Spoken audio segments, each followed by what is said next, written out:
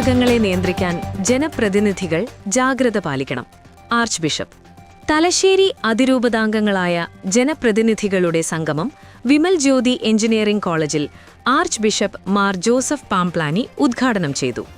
ജാതിമത ചിന്തകൾക്കും കക്ഷി രാഷ്ട്രീയത്തിനും അതീതമായി നാടിന്റെ വികസനത്തിനും ജനങ്ങളുടെ ക്ഷേമത്തിനുമാണ് ജനപ്രതിനിധികൾ മുൻഗണന നൽകേണ്ടതെന്ന് ആർച്ച് ബിഷപ്പ് പറഞ്ഞു. കാർഷിക മേഖല മുമ്പെങ്ങുമില്ലാത്ത വിധം കടുത്ത പ്രതിസന്ധിയിലാണ്. വന്യമൃഗശല്യവും കാലാവസ്ഥാ വ്യതിയാനവും കടബാധ്യതകളും കർഷകരുടെ ജീവിതത്തെ ദുസ്സഹമാക്കിയിരിക്കുകയാണ്.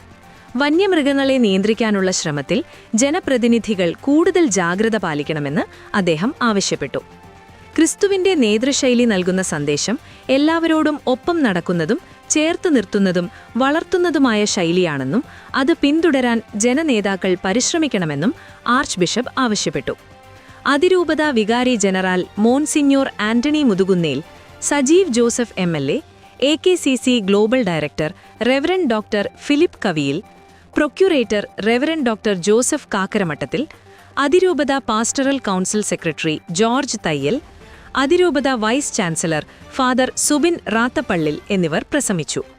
വികാരി ജനറൽ മോൺസിഞ്ഞോർ സെബാസ്റ്റ്യൻ പാലാക്കുഴി സ്വാഗതവും വികാരി ജനറൽ മോൺസിഞ്ഞോർ മാത്യു ഇളംതുരുത്തിപ്പടവിൽ നന്ദിയും പറഞ്ഞു. തുടർന്ന് നടന്ന ചർച്ചയിൽ ജനപ്രതിനിധികൾ പങ്കെടുത്തു.